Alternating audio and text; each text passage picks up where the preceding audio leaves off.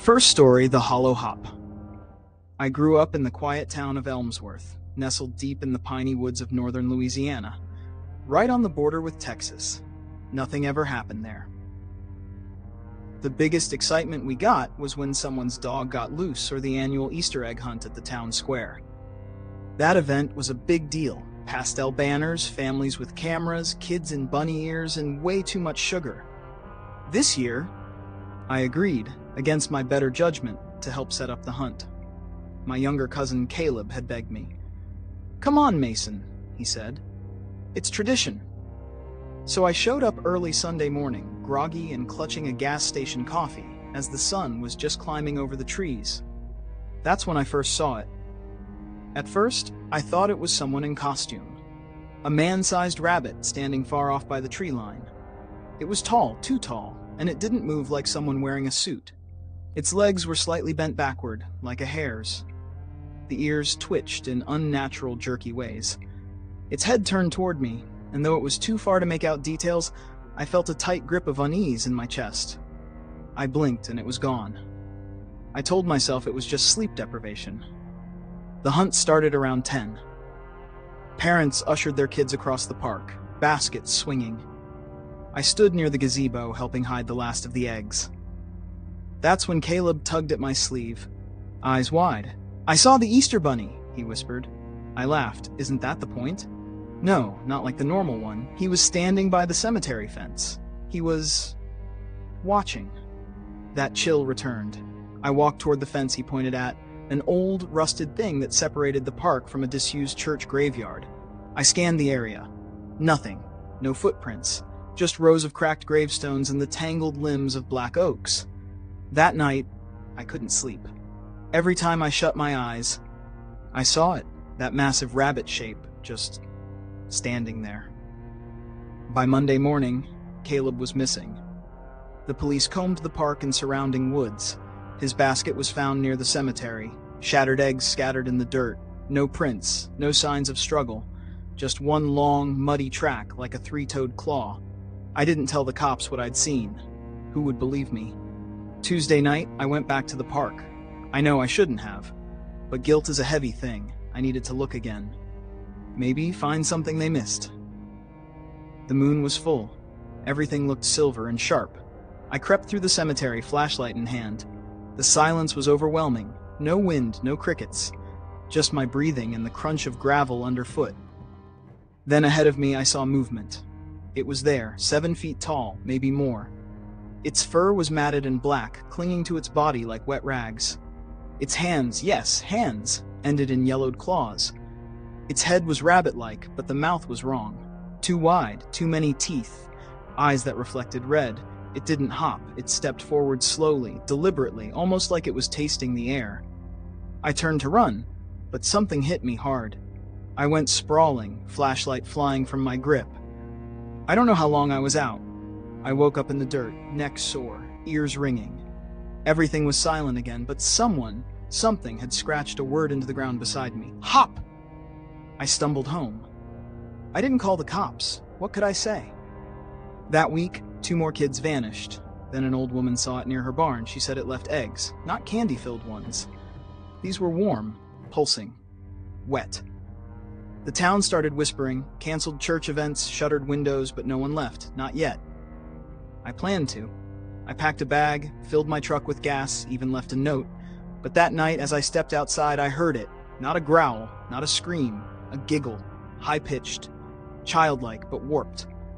Then came the scratching at my door. I bolted it shut, hid in the hallway, shotgun in my lap. Hours passed. Silence returned.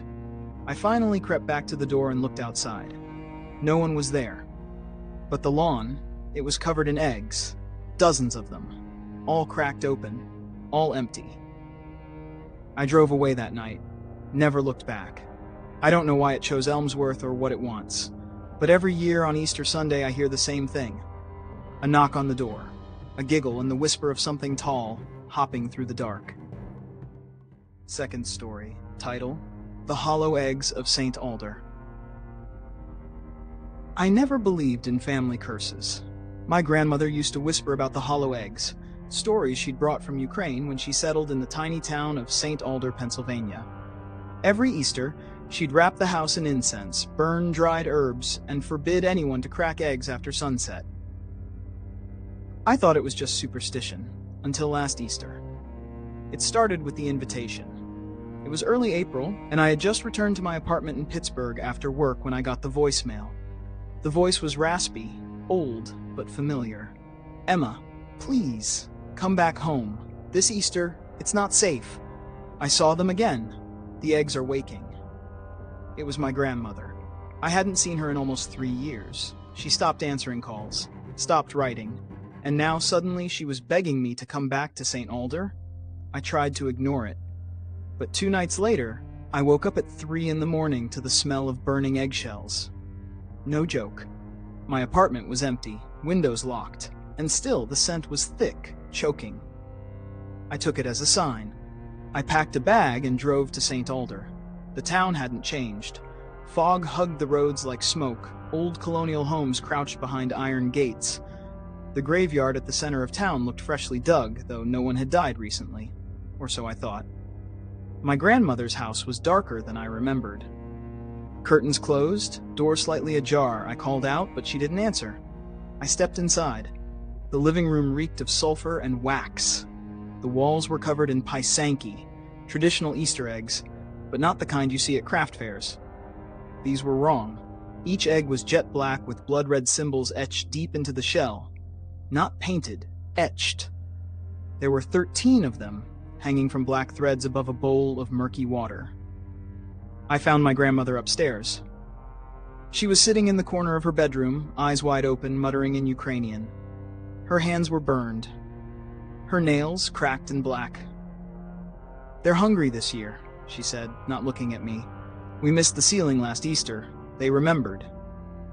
I tried to talk her down. I begged her to leave with me, but she just rocked back and forth, whispering one word over and over. Velikten. Easter. That night I stayed. The electricity flickered. My phone wouldn't charge. Around midnight, I heard footsteps in the attic. Slow. Heavy. I went up, flashlight in hand. The attic door was open. Inside there were more eggs. Hundreds. Hanging from the ceiling like wasp nests, each one slightly cracked, each one pulsing, like something inside was alive. I backed away, slammed the door shut, and ran downstairs. My grandmother was gone. I searched the house. Nothing. Then I noticed the front door. It was wide open, the wind carrying in the sound of bells. Bells. From the old church. The one that had been abandoned since 1963 after the fire. I followed the sound. It was snowing, even though it was early April. The church stood like a skeleton, its cross bent and blackened. The bells rang louder the closer I got.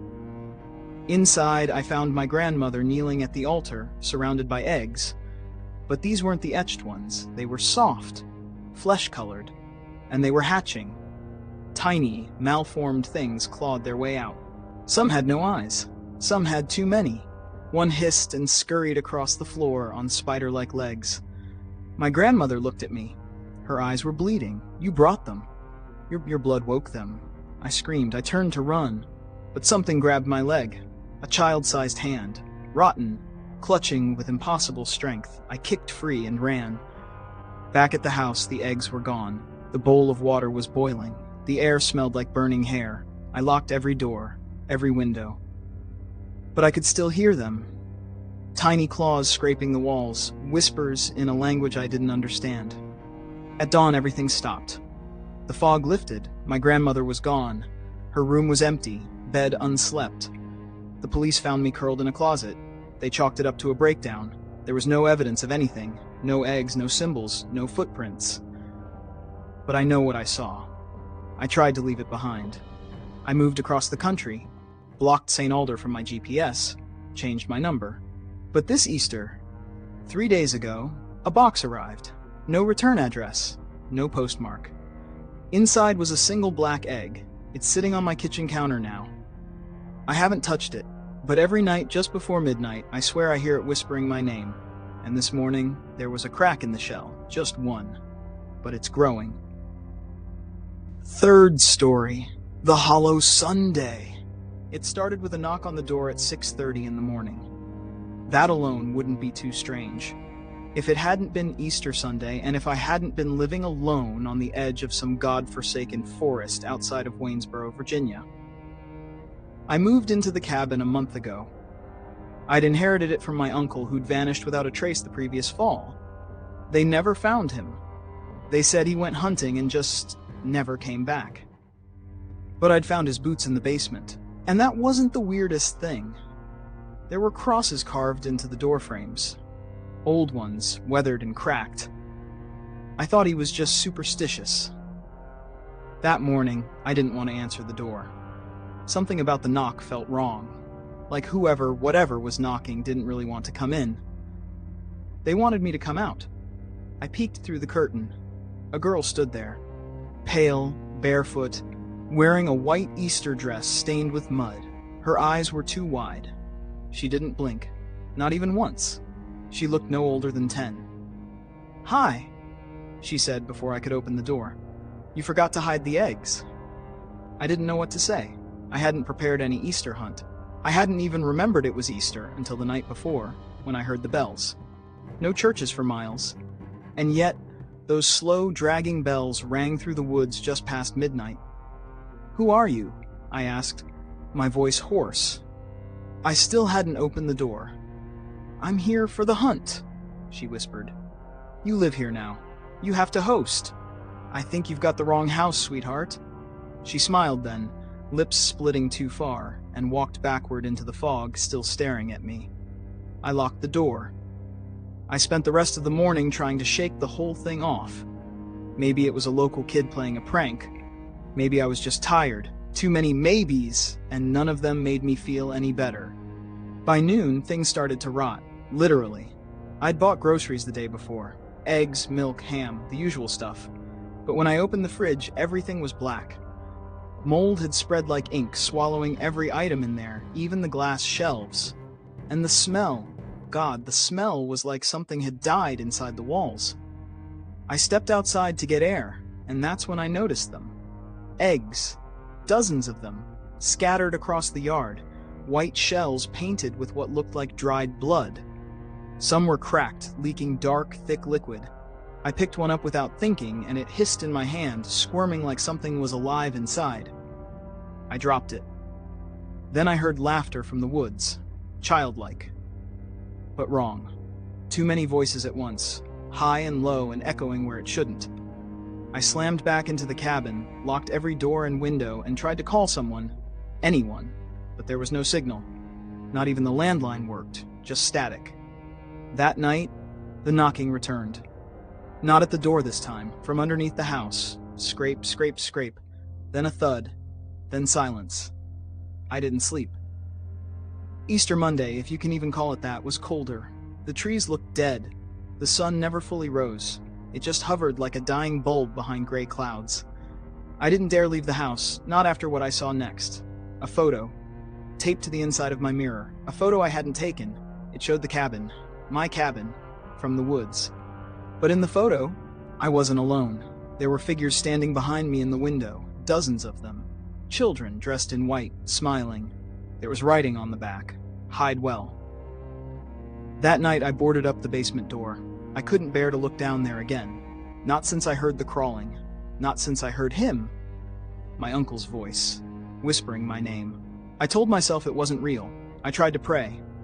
The air tasted like ash. Tuesday came. I hadn't eaten. I didn't feel hungry. I felt watched. At exactly 3 in the morning, I woke up to the sound of something walking on the roof. Not footsteps. More like hooves. Click, click, click. I lay there, frozen, until a crack echoed through the cabin and the ceiling above me split, just slightly, just enough for something to look in. A single yellow eye. I passed out. When I woke up, it was dark again. I was alone. Or so I thought. But the cabin wasn't the same. The crosses were gone, every last one of them scraped off, erased, or shattered. Even the ones I'd added myself in desperation. And then I heard the singing. Low, old, cracked voices. "Come and find them, come and play, in the ground where dead things lay." It came from under the floor. I left. I ran through the woods, barefoot, stupid, desperate. I made it to the nearest gas station, 12 miles away, bloody, shaking, and half naked. They didn't believe me. Of course they didn't. But when they went back to the cabin with the sheriff, it wasn't there. Just a clearing, just dirt, and eggs, scattered, cracked, still warm. They found bones under the soil. Tiny ones, too many to count. The local news called it a sinkhole accident, blamed the whole thing on hallucinations. Isolated stress, they said. But I know better. Every Easter since, I move. Never the same town twice. And still, without fail, I find one. Just one egg. On my doorstep. Painted red. And still warm.